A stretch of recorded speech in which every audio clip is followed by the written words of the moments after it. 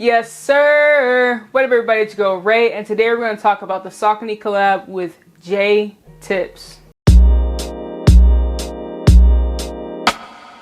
Now, I have met J Tips once in my lifetime. That was when SneakerCon came to Dallas back in pandemic era. So it was basically when the pandemic was kind of, alleviating a little bit. Oh, I think it was in the summertime. I don't know if I think it was 2021. It was in 2020 or 2021. I think it was 2021, but SneakerCon came to Dallas, and that was the first time I've ever seen or met J Tips. Now, it's not the first time I've heard of him because I was deeply into the hat community, but he is a really, really cool, dope dude. So I had to support and buy these sneakers because I am a big sneakerhead.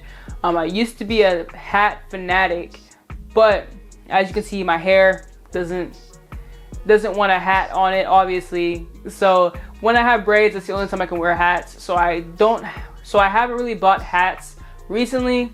I haven't made a hat video in a long time. I do love the hat community, but like I said, there's no point in purchasing if I can't really wear it often. But nonetheless, let's go ahead and get into the box. Now, at the top of the box, it does say J Tips' first shoe in collaboration with Saucony Originals. This is his first shoe. Nike sadly turned him down, and so he went over to Saucony, who is a better cultural aspect anyway, and made a dope shoe. On the side, it says never stop believing because dreams do come true. And on the back side of the shoe, it does say, I remember who fronted, I remember who did not see the vision, I remember who changed the conversation, Saucony and Savior. So if you don't get the savior part, people call him the savior of the town or the savior of the city. A lot of his hats, I don't know if they still do that, but on the previous hats, it did say savior on the back of the hat. I do have one hat here that does say savior, and it's something that I did purchase when I was at SneakerCon Dallas. The last two messages on the box say, take a picture in these, and on the bottom it says, I had this crazy idea one day. And there's a signature on it. I'm not sure if it's a real signature. I'm assuming it's fake, but I think that's a very dope touch, knowing that this is his first sneaker, that they did add that signature there on the bottom. Now, on the front label of the box, it does say Saucony, and it does give you all the sizing tips. So it has the men's sizing, the women's sizing, and then all the European sizes and stuff like that. So you can tell what size you are. This is a very universal sizing shoe. This is a very universal sizing brand. So it's not going to just say men's or women's. It will give you all the sizes that you need to find the right fit for you. Now, typically I would say go up a half size in Saucony's, but these Grid Azure 2000s fit true to size. They fit me perfectly. I didn't need to go up a half size. I was concerned when I ordered it true to size, but they fit perfectly at true to size. Now, here is the shoe. As you can see, it's a very loud sneaker. It's a loud sneaker. I don't really do loud shoes.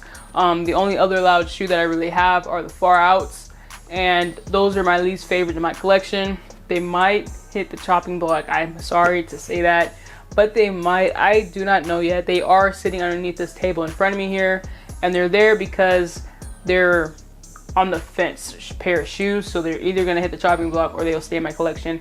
I don't know yet, but I did purchase them only to complete the pack. But my favorite two out of that pack were the heavies and the mellows when it came to that concept Air Max. Now, as for these are so wild, but at the same time so tasteful. If I were to pick these over the Far Outs, I would pick these in a heartbeat. Now, let's get into some of these dope materials that they put on here. Now, on the logo, you do have this hairy suede, which I think is a really dope touch. I believe it pays tribute to his favorite Air Max, which is also cool to have that little J-tip touch to that. Everything that is purple or hot pink or blue on this shoe is made out of a suede. It's a very fine suede, so it's nothing too crazy, but it's really dope to see. And then you have that floral granny print on the shoe that is reminiscent of a rose growing from the concrete. Now, we have been seeing that a lot lately with the Tiana Taylors.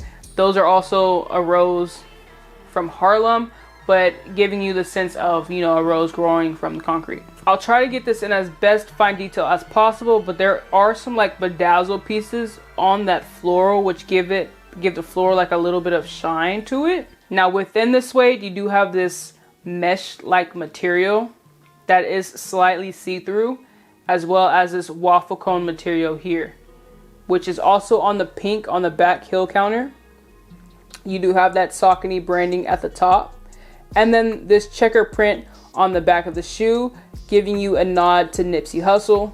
Nipsey Hussle is one of his favorite rappers, and he added that little nod there, little touch on the back of the heel. Now, a small message on the medial side. It does say, remember who fronted. Dope touch, which is like the message to the shoe. On the back heel, it does say made by J Tips. On the tongue, you do have Savior and his logo. As you can tell, the interior is green, and on that insole, you do have the logo there as well. Now, this shoe does come with two laces. It comes with a purple lace and a silver lace. I tried to double lace them, but it was taking a lot of work, and Sauconys aren't made out of the best material. So I just let it go and left it silver. Now, this pair does have that purple lace still in it. The other one is just all silver.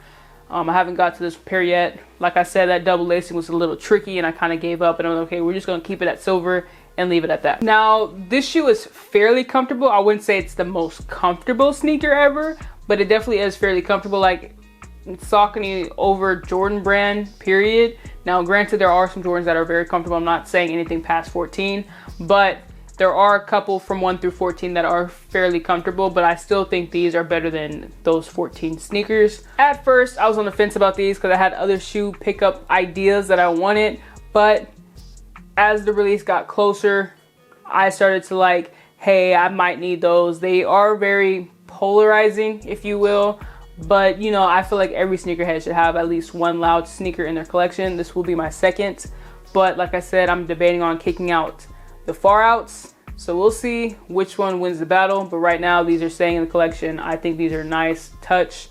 I think J Tips did his thing, and I'm excited to see what else he comes out with.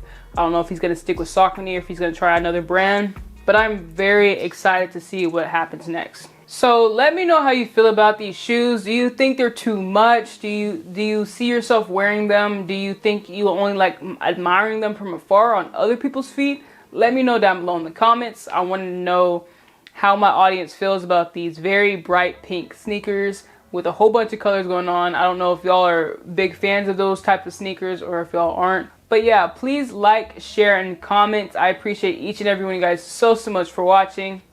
Salute.